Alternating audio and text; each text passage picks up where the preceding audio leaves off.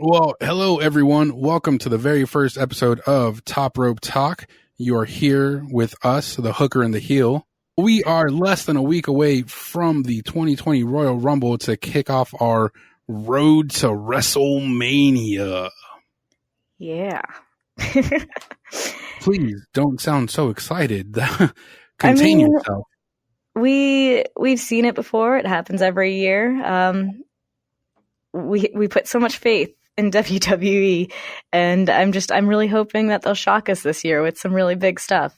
I mean, yes, but in the same respect, Karen at the office has a birthday every year. We always know that's coming, but she's always making a big deal about it. You know what I mean? Like 1 year younger, ha ha ha. You know what I mean? So it's like, do we know when Orange Cassidy's birthday is? We should find out when Orange Cassidy's birthday is. Orange Cassidy's birthday. He's got an expiration date. I feel that is quickly approaching. No, I'm sure that'll last. At least here in the luxurious Top Rope Talk offices, you know what I mean? Like, yeah. I mean, we can always invite him down for a talk. I'd love to have him on the show. More ways than one. Oh, gotcha. I see what you're saying there. All right. Well, so yeah, welcome again. This is our first episode. We're very excited. Super excited.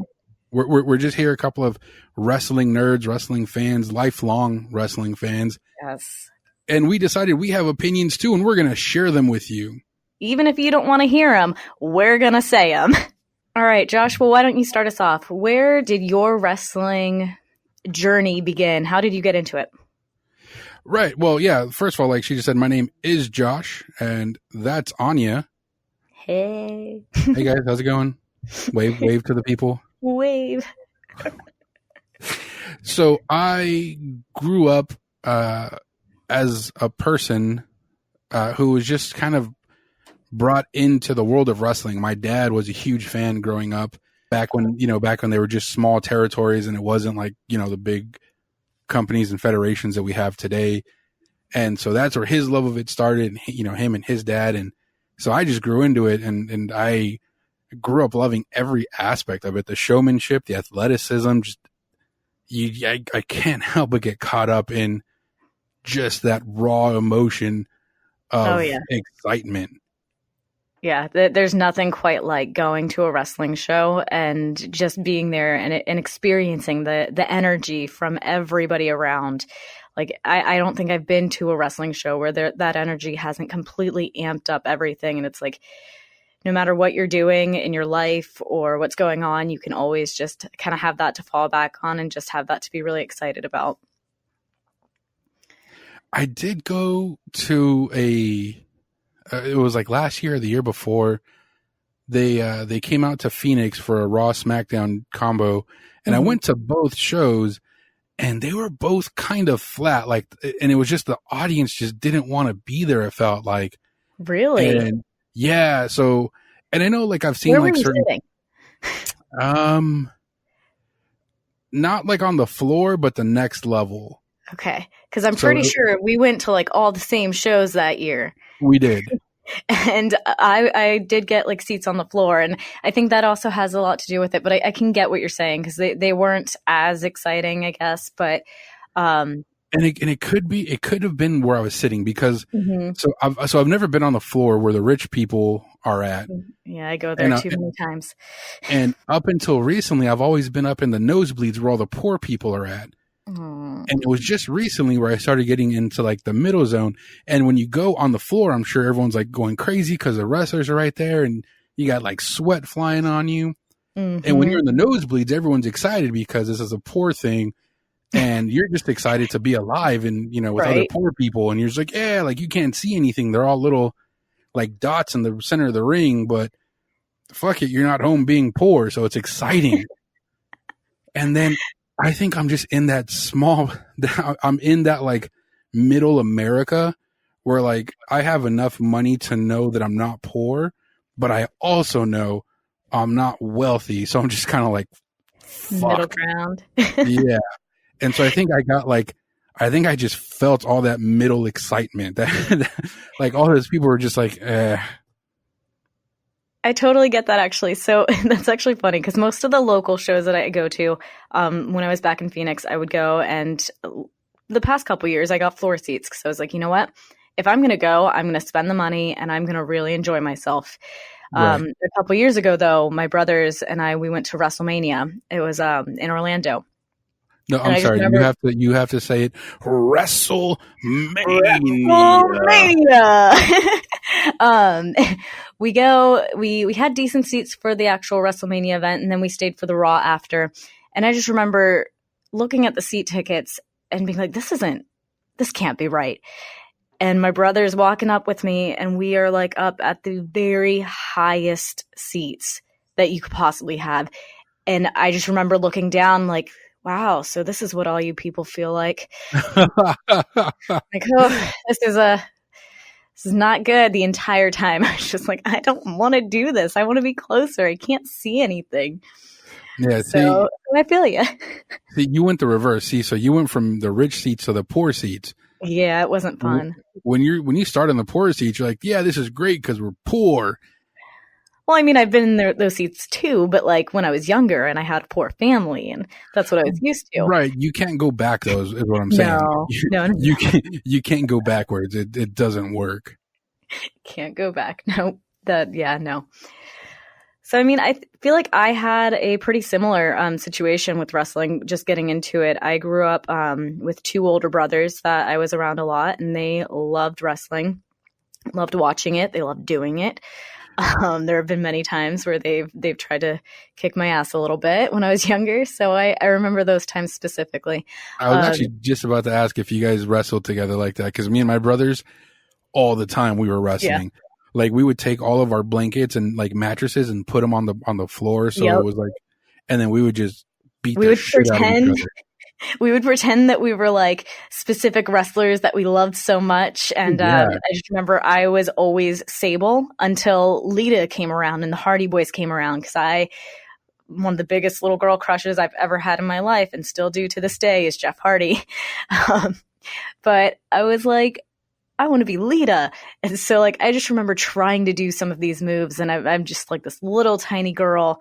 I mean, I'm only 5 foot now. Can you imagine me as a 10-year-old? 4 foot, like 7. So about the same. Like, no, not the same. But anyway, so we would wrestle. It would be so exciting. And like you said, just being there and watching the pay-per-views. We had a family friend that lived like across the street from us, and their family and our family would switch off on buying the pay-per-view each month, and we would all just get together and watch. And I just remember so many like times where it's just, we're all just sitting around the TV, just watching the pay-per-view, so excited, getting so involved in this wrestling match. And just even as a child, just seeing like the potential of what sports entertainment is and where it could go. I absolutely loved seeing it. It was such a joy. And then that kind of led into, as an adult, I feel like I kind of fell away from it a little bit for a while there, like in high school and everything. And then as an adult, I started seeing more and more what it was coming to, and how much bigger everything was, and exciting. And it became exciting again, I should say. Absolutely loved like refalling in love with it. Even to the point where I, for a while, wanted to be a wrestler. So I started like trying to train and everything for it, but I'm just not cut out for that. Yeah, my little brother is actually going to the school in, I believe it's in Glendale, California, the one that Brian Kendrick owns. Yeah, definitely. And so he went there for a while, about a year ago, and then he dropped out because life, I guess, and now he just recently started back up. Right. It's exciting. I mean, Glendale's not too far from me, so. All right. So who were your top favorite wrestlers growing up? Growing up, oh man, like I was a little sucker kid. I loved Hulk Hogan. I love the Ultimate Warrior. Mm-hmm. Those, like as I got older and I look back, I'm like, oh yeah, those guys were terrible, and I really liked these guys. But as a kid, I was so drawn into the cartoonish aspects of like the Ultimate Warrior and like the colorful nature of the Hulkamania. And I was firmly a little Hulkamaniac when I was a child. So Hulk Hogan and Ultimate Warrior. And Yeah. who are your favorites now? So now so as a kid, I was into the big flashiness, right? Like, I didn't care what really happened in the ring. It was kind of cool, but like, I love the flashy character, the personas. Now, Right. now I still respect that and I appreciate that, but I also now I'm more drawn to in-ring ability. Okay, so Orange Cassidy. Almost. But like AJ Styles, probably my top favorite, like big time right now. That guy, he is so good in the ring. He makes everybody else look good. Mm-hmm. Like he really does. He can bring everybody up. He's like, do you remember how Bret Hart could wrestle with anybody and make it an exciting match? Exactly. AJ Styles is like that, but with a little bit better character work. Yeah, I definitely get that. Not AJ a lot Styles, better character work, but a little better character work.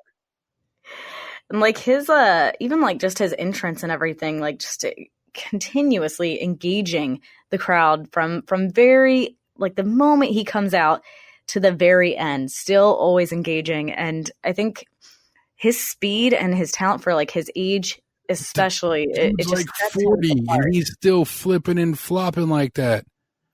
And his work ethic, man, he gives it all every single time, and it's never, you never see him slacking, and I love it. I absolutely love him. He's definitely one of the best ones right now.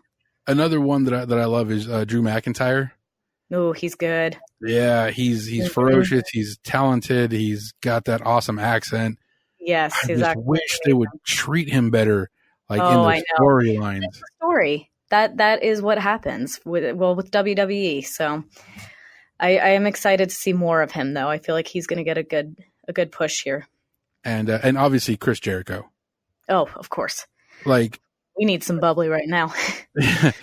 Like there's a couple of things I don't love about his new like finisher, but other than that, I mean, he's still Chris Jericho. The guy's still got it. He's still doing it. He's the GOAT. You know what I mean? He's the Ayatollah. Ayatollah of rock and rolla. Oh, he's so good.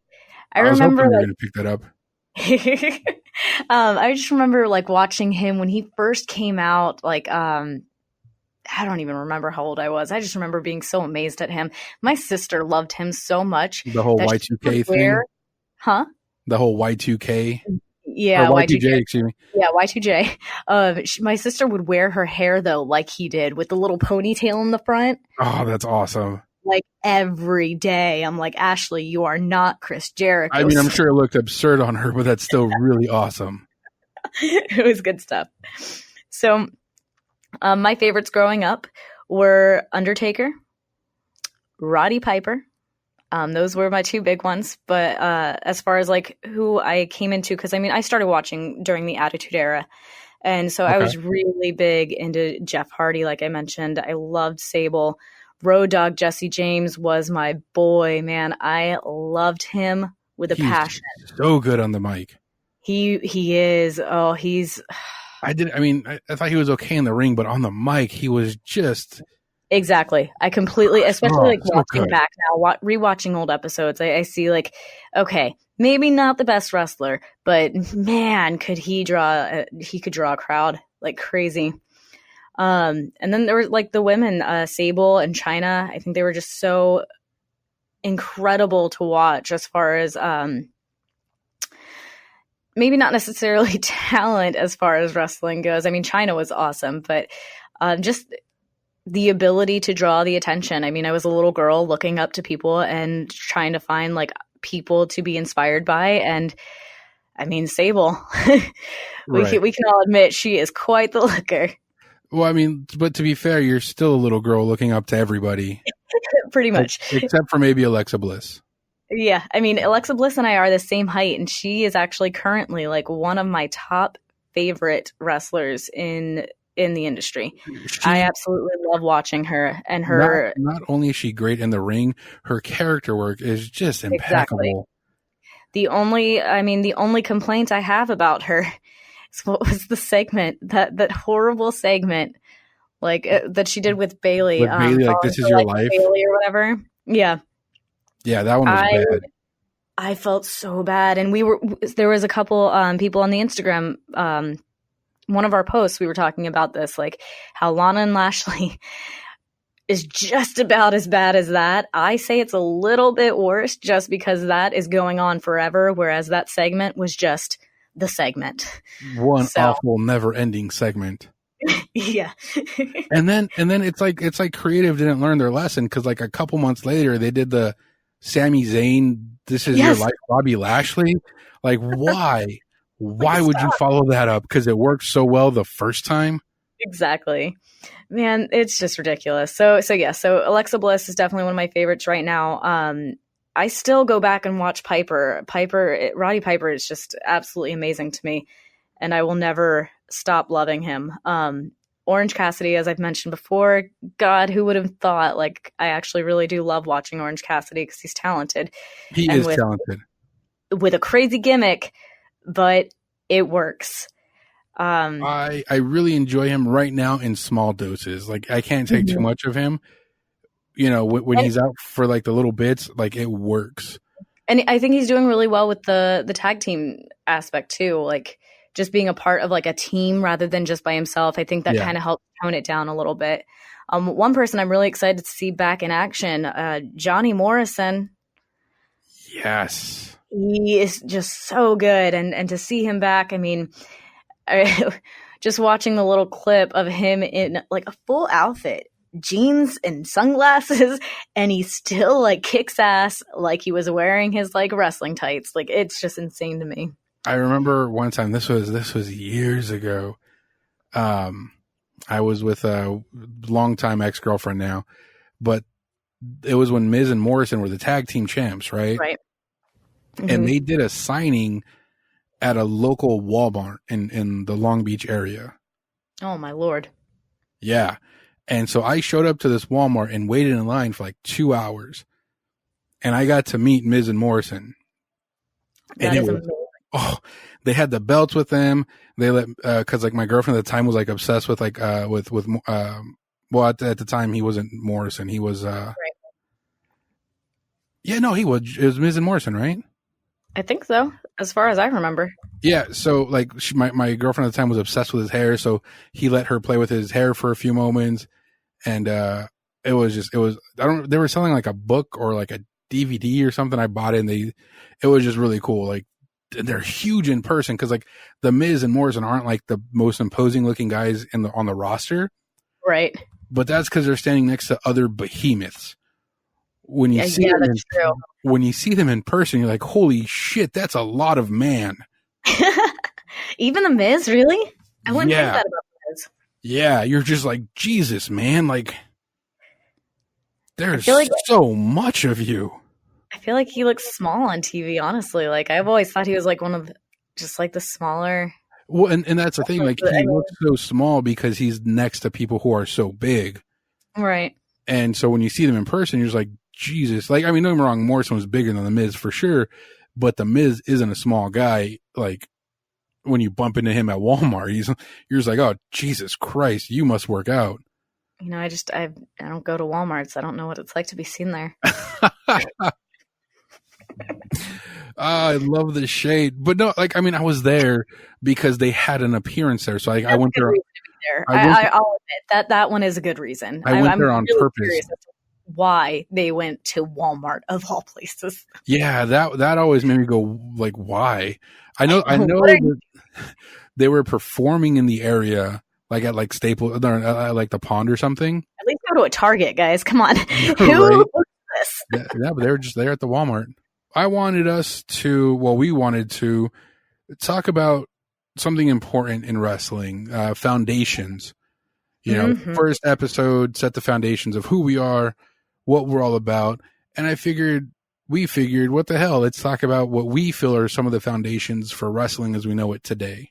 Exactly. And one thing I wanted to bring up, because when we were talking about what our first episode was going to be, I threw in, when I was watching, it was actually kind of funny how this question came up to me. I was watching UFC with some friends, and they found out that I like wrestling. So I was like, oh, okay, cool. And one of them asked, who would you consider the Mount Rushmore of wrestling. And it kind of posed the question, like, you know, when you think of the Mount Rushmore, you think of the people who really laid the foundation for the state, for the nation. So who would that be of for domination? The nation of domination? wrestling?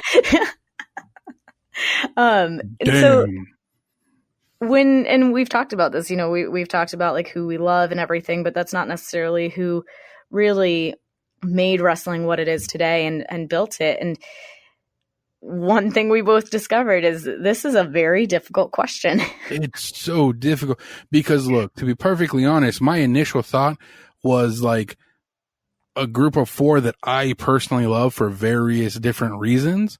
Right. But when you sit back and think, you're like, honestly, how much did they like affect the landscape of the industry?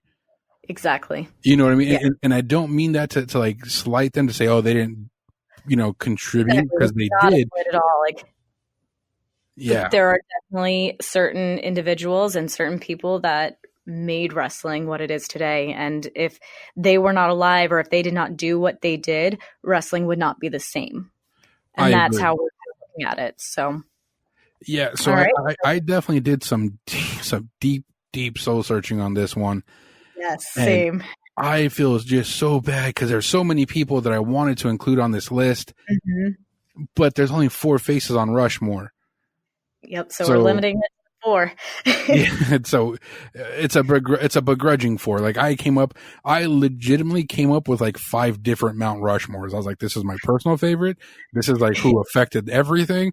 This is like promotional type stuff. Like, you know, not wrestlers, but I was like, this is a tag team Mount Rushmore, which has 8 faces, but yeah. Or like you split each of like the tag teams each have 1 head, so like each side of the face is the different partner. Oh my god, that's great. So I'm comfortable with my list. It was tough to come by. Like, honestly, even until a few minutes before we started recording, I had to scratch one name off. I was like, I have to make this decision. Yeah, I was definitely like, I sent you the message last night. I'm like, I'm set. I'm good to go. I've got my Mount Rushmore. And then as I kept thinking about it today, I kept looking back at my notes, kept looking back at just my research, and I'm like, nope, got to change it again. So I literally not so much. One name. So. Okay, so let's do this. Let's go one person at a time. Yeah. Yeah, definitely. Okay, I'm gonna give the honors to the beautiful Anya. You got to go first. Alrighty. One person that I felt was the name that has remained on this since I really started thinking about it is Vince McMahon. And we are talking Vince McMahon Jr. Okay. So my reasoning is, I mean, while his dad, some would say his dad did more, but I feel like when his dad died, WWE was still becoming this big federation. It was still becoming what we've seen through the 80s and the 90s and how it's been built up. I feel like if Vince McMahon didn't do what he did at that time, we wouldn't have WWE as we have it today. I don't think it would have built up to the levels that it is now. He really brought like the lights, the gimmicks, the crowds. He grabbed the talent and he really helped promote that and really brought it to like the national levels. I just don't think that his dad would have been able to do that in that time. And I think part of it also is because of the time frame that his dad ran the company. And then as time went on, as technology went on and, you know, everything started going live, and we had WCW come into the mix and the war and just all of these little aspects Vince took on. And he did so with just an intensity that really pushed WWE to be amazing. I agree with that. I mean, I would say that his dad probably drew up the blueprint and then Vince put it together.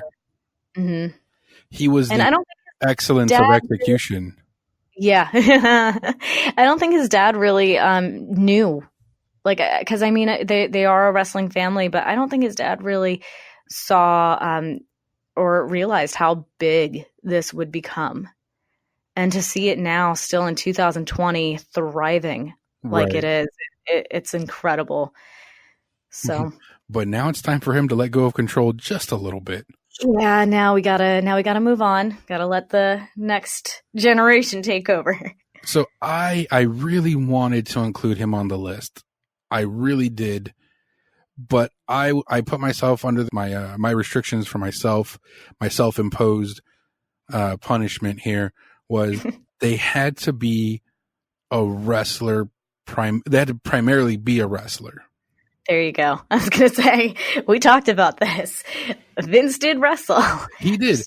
I Nowhere near as much as anyone else. never said he didn't. He definitely did, but that wasn't his primary function. Right. I mean, he's done it all. Ringside announcer. Oh yeah, he was a referee. Like he's done. Like he's run the gamut for sure. Like he's done it all. Exactly. But I was looking at this from like mainly performer. You know what I mean? Like in ring performer. And so my first one, the first name on my list is Gorgeous George. All right. Now, a lot of hardcore fans know who he is, obviously, because they're hardcore fans. That's what we do. We know random shit like this. But for me, okay, so obviously I know who he is, but I should explain to anybody who's listening who maybe isn't as big into the wrestling world as I am or we are. He was a wrestler in like the 40s and 50s. Right. And he was an okay wrestler. Nothing to write home about by any stretch of the imagination. And in order to break out, he decided to become a character because professional wrestling has always been scripted, at least the end. You know what I mean? Like you're gonna do this, slam here, do this move, get the pin, get the tap out, whatever. But it wasn't until Gorgeous George that people started coming up with gimmicks and characters. He used to flaunt, like he used to walk like very slowly to the ring. He would take 5 to 10 minutes during his entrance and he would like spray perfume in the air because the audiences were so stinky and smelly, and he'd have scarves on, and people legitimately hated him. And this is when wrestling first started going on, being televised. So there's people in the audience going crazy because they wanted to kill him. People at home were watching it being like, just like incensed by this floofy little man who would come in and then start winning matches because he started to draw. So he was the first character, the first heel, the first real heel. And there's been more developed characters, better characters since him. But if he didn't do what he did, who knows where we would be today. That's very true. In that whole character aspect. Definitely. And it's funny actually, because Gorgeous George was my next one. To add on to everything you said, he is the first one that used promos. He's the first recorded wrestler to use entrance music. He used Pomp and Circumstance. Pomp and Circumstance, yep. It's actually been said that Muhammad Ali mentioned him as somebody that he was inspired by and influenced by. Oh, yeah. Yeah, and one of the things I love, it's like Chris Jericho may have said he's like the greatest wrestler in the world. A lot of wrestlers have said it, but Gorgeous George was the first to say it. And even if it wasn't true, he made you believe it just by his attitude. And you're right. Like nobody, I mean, I'm sure somebody may have come up with something later down the road, but he really took the idea of a character and really made it true to himself and true to the audience. And because of that, we've had so many incredible wrestlers that stick to their character and stick to their gimmicks, and it makes it so much more real. Absolutely. I mean, you can even see it in like the UFC with like Conor McGregor, right? Mm-hmm. And when he came out and he just started shit talking everybody, like just insane amounts of shit talk. And now everybody does it. And it's just one of those things like, oh, this sells. People are interested. This sells. And that people like to fight. So even if it's not in the ring, people want to see that tension and that excitement and the anger, and one of the other things I really like to acknowledge with Undertaker in particularly is that you never saw him break character. And I know that with Gorgeous George, it was the same way. Like when he was out, he would be very just like that spectacular, like fabulous attitude. And just like with Undertaker, like I really think that is part of what draws me to them as wrestlers. It's definitely it's a hell of a commitment to go full kayfabe like that. Oh yeah, it's crazy, and it's so much harder now because of social media and everything. And it's like social media is great, and it really like gets us to connect with all the people that we are inspired by and appreciate and acknowledge. But it also takes away so much from that kind of aspect. So yeah, no, 100%. Because now they have like a platform to kind of be more of themselves, and sometimes it doesn't really jive with what people want. And it gets messy. Exactly, it really does. I mean, hey, when has social media not been messy for people? Yeah. When has wrestling not been messy? So my second guy is again another deep dive obscure wrestler, Ricky Dojin. Ooh. Now Ricky Dojin was a Korean wrestler who wrestled in Japan. The reason why I'm putting Ricky Dojin on my Mount Rushmore is because without him, and maybe it would have happened eventually, but we don't know for sure. What he did was he bridged Japanese wrestling and like Western wrestling. He really helped bring that Japanese style and integrate it with the American style, and that's given us a lot of the shit that we see today. Mm-hmm. Like with AJ Styles, his strike attack. Exactly. You got Shinsuke. Period. Period. Yeah, like he's just out there and amazing. You've got like the Sin Caras who, it's like, yes, it's Mexican based, but it's also Japanese based, and there's just it's so important to me, the melding of the different styles, because it gives us what we have today. Definitely. I think it's important to look elsewhere, and because I mean America's great and all, but we don't have like all there is to have. There are so many people that we can learn from, and that's really important, I think, in wrestling as it continues to evolve too, because I mean, you're only going to be able to do the same moves so many times, and to be able to pull from other cultures and to really make that even better. I mean, it's flawless how some of these wrestlers can go from different countries and train and grab and see different moves and just do them right. Oh yeah, because that's the other thing. So I mean, it's also important to have it and do it the right way, and then you bring it to a whole new audience. Mm-hmm. Like for and me, have the audience accept it. Right? No, absolutely. Like for me, one of the biggest examples of that going wrong is Seth Rollins when he tried to do the ripcord knee as his finisher for a little while. Yeah. In practice, it looks like a pretty simple move. Right.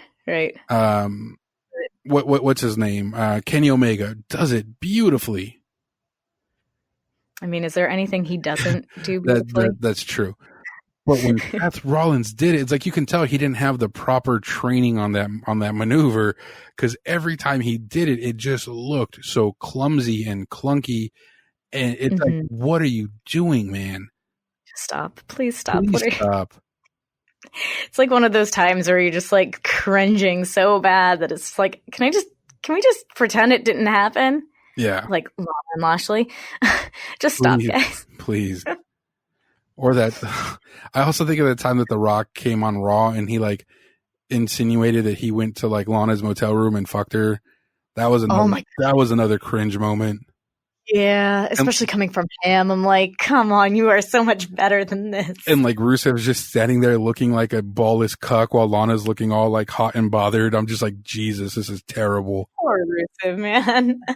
The shit he has to deal with. All right, so moving on.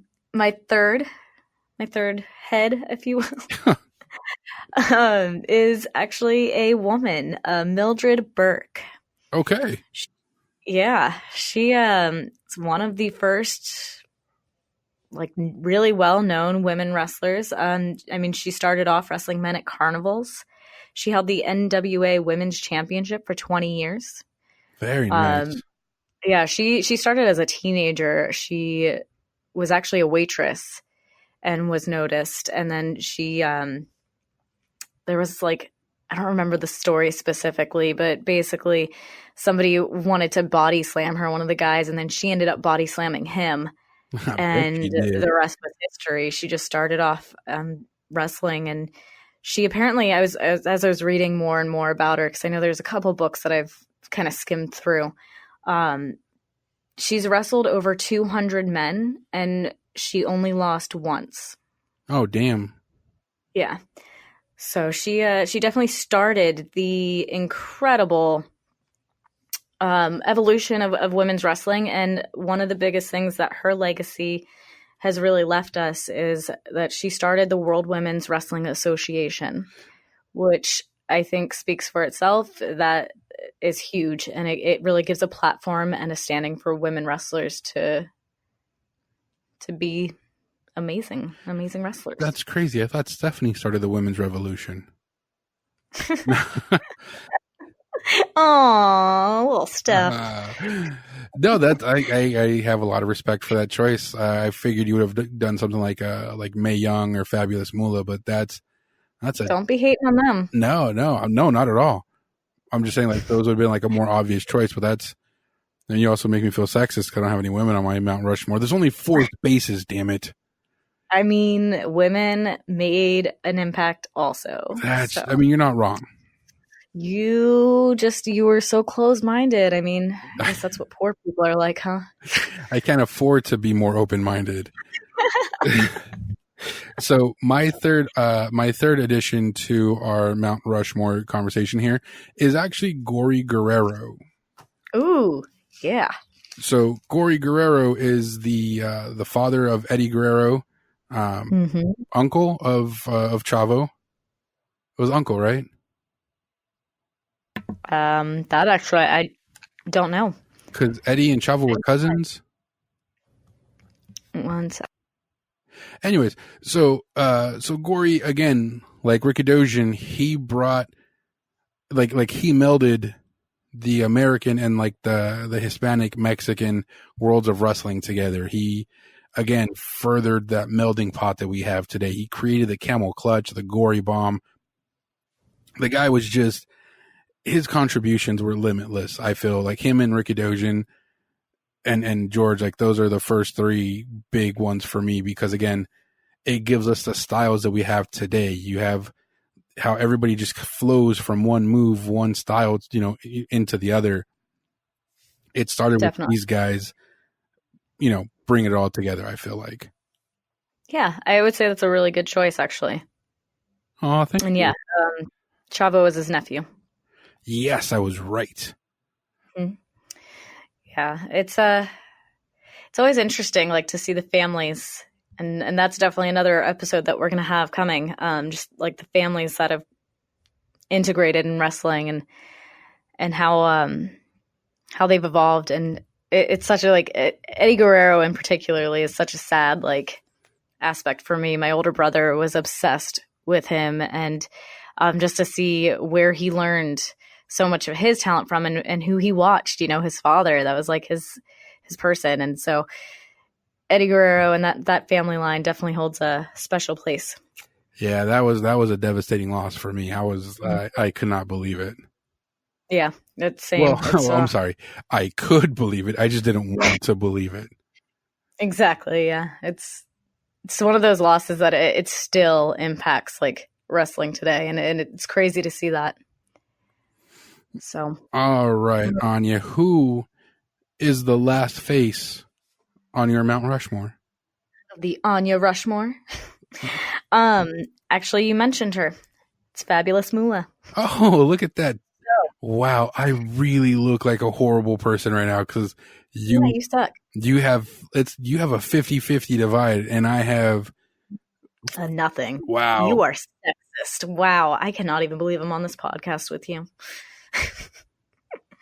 All right. So Fabulous Moolah, I mean, I kind of get sad for her because a lot of current wrestling fans, if you don't know like the history and whatnot, which is okay, if you don't know about it, you only know You like filthy Fabulous Moolah casual. and Mae Young as like the comedic relief, and maybe the Mark Henry Oh my god, that was. birthing a hand and all that for Mae Young. Do you But still in all remember her topless moment? oh my God, yes. And they tried to throw the X up, but they couldn't quite catch all of that. Get it all. Oh my god, that was terrible. And I was like in middle school, and that really fucked with me. Like, Right. Oh God, I can because I was imagine like, as oh my god, a young I was like, I'm about to see Sable's boob on wrestling, man. Nope. and then I got that messed with me so bad. So good. Well, my thing with Fabulous Moolah in particularly, she is seen as the first modern female pro wrestler. I mean, granted, she did a lot. She actually, I think she wrestled from the years I can't remember. I think it's 1949 is when she got her start. And then she didn't stop performing in the industry until 2004. That's insane. So, yeah, I mean, even if she wasn't wrestling, though, she still was integrated in the industry. And that I think is really important when you want to leave a legacy. She became the oldest WWE champion at 76 years old in 99 when she won the women's belt again. But then even more important, as I was saying, for her legacy, she actually started training in the 90s. And she trained so many of the women's industry. And I think that in particularly is really important as we continue to push the women's evolution and we continue to see growth with women's the division. To be somebody that really did it all and then to be able to train the up-and-comers, to me, speaks volumes about your legacy and what you're leaving behind. I support the women's evolution as well, and I think we should have more women wrestlers. Mm-hmm. Since I didn't put them on my Rushmore. Especially. Yeah. No, that's a beautiful Mount Rushmore. Like, that's a good one. And to be perfectly honest, she almost made mine. Like 100. Like she almost made mine. But she didn't. So who beat her out? But she didn't. So I was so torn for this last spot. I went through so many different people who it could be. You know, I went through Triple H, who's, you know, his brainchild is NXT, and the great things he did in the ring, and the great things that he's doing now for the future of the industry. Dusty Rhodes, who helped bring up so many people and train so many people. He was so great on the mic. He was a smooth talker. You know what I mean? There was Ric Flair, styling, profiling. There was, you know, the Nature Boy, Buddy Rogers. There was just so many people that just went through my mind of who could be the last face on my Mount Rushmore. All right. Enough build up. Let's hear it. I went with, and it's probably a pretty obvious choice, Hulk Hogan. Oh, God. By all accounts, he was not the greatest wrestler, obviously. But what he did to put wrestling, you know, more specifically WWF, on an international scale, what he did blossomed into what we have now.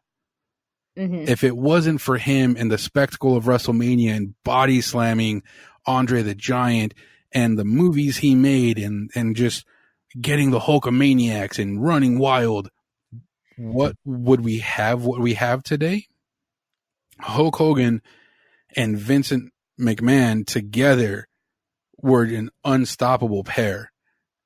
They really were. And I mean, that even speaks to when Hogan left WWE, when McMahon moved on from him. And once you saw Hogan coming out for WCW and turning heel, I mean, the insane pop in that arena Like I've been watching and rewatching these old episodes of crazy different things, and it is insane to me the amount of attention that he got. And honestly, I'm not even a Hogan fan. Honestly, I don't care for him. I never really have.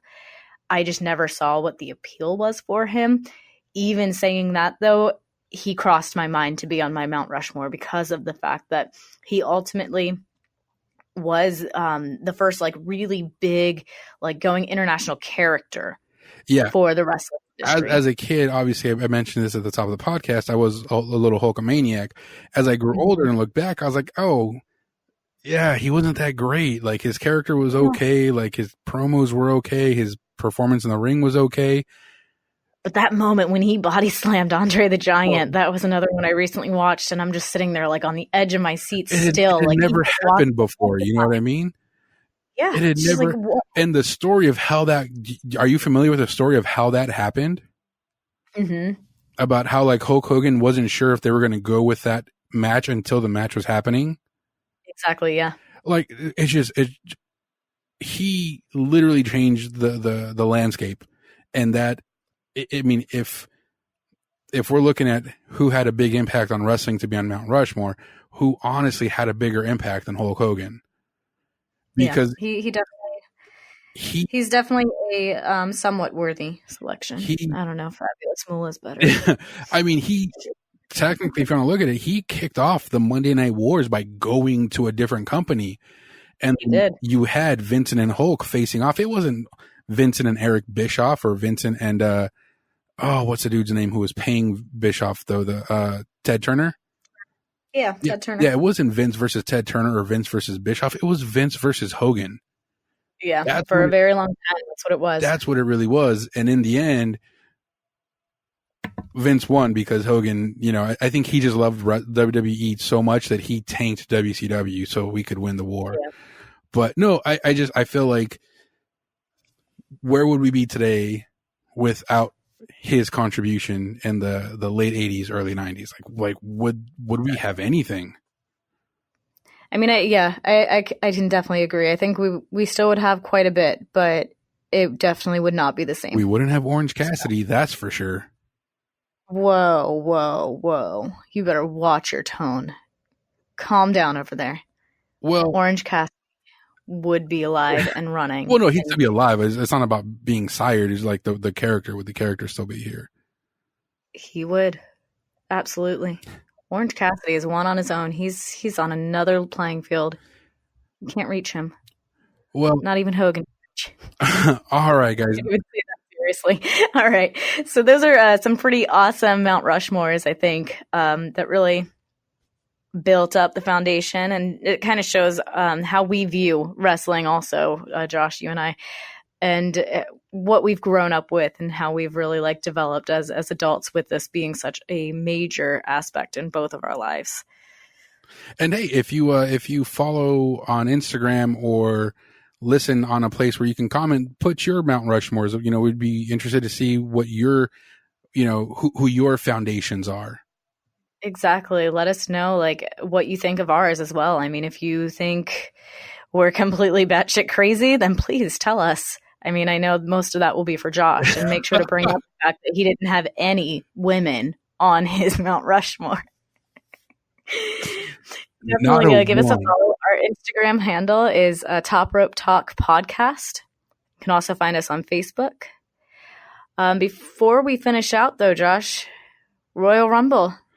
Who are you picking for some surprise entrance? That's right. Royal Rumble is in less than a week. Surprise entrance. I got obviously like Edge is going to make an entrance. Oh yeah. God, I hope he stays safe. Yeah, same. It's one of those bittersweet moments. It's like, I want you to come back and I want to see you wrestle, but I also don't want that to be what puts you in the grave. Right. I think we're also going to have Cain Velasquez come out. Yeah, that was kind of talked about and confirmed. I guess I don't care about that. I think they're going to use him strictly to eliminate Brock Lesnar. Yeah, I mean that works, I guess, but. So, I mean, I don't really know right now who I think a surprise entrance would be. Who do you think's gonna surprise? So Edge was definitely one of my top ones. I also think we might be seeing some CM Punk. He's been seen around the industry. He's been getting involved again, and so I'm really hoping that he kind of makes it way back. That'd be a pretty big pop, I'd imagine. Oh yeah, definitely. And I mean, you know what? I'm really missing my Jeff Hardy. If he can just come back, I'd really love to put down that needle. Yeah, just stop with the chaos, Jeff. Come back to the first true love. All right, Anya, who do you think is going to win? Ooh, the women and the men's. The women's and the men's. Oh, for women and men's. Okay, so now I'm going to go based on my personal preference, not necessarily who I think is going to win based on like WWE, because we all know like if Vince has his way, Roman Reigns is going to win again. My choice, I would actually really love to see Drew McIntyre win. No, that's my choice. Well, I'm sorry. I mean, Drew McIntyre, or you know what? Another really big one. I would like to see somebody like Buddy Murphy win. Oh, that'd be cool. Somebody like completely unexpected, like sort of. He's not an underdog. Don't get me wrong. I know he's not, but like in terms of the other entrants and the other matches, yeah, he's kind of lower on the list. So I would love to see like something like that happen for the men's. Yeah, no, I'm pretty sure Roman Reigns is going to wind up winning. Of course. But I'm hoping Drew McIntyre can pull it out just because he's the only one on the roster right now who I feel could honestly give a good run at Brock Lesnar for the belt. Because we need to take that belt off Brock. Just take the belt off. Yeah, we just got to get it off. Let us move on. Everything else can stay on. Just not the belt. Just not the belt. All right. So for women's, who do you have?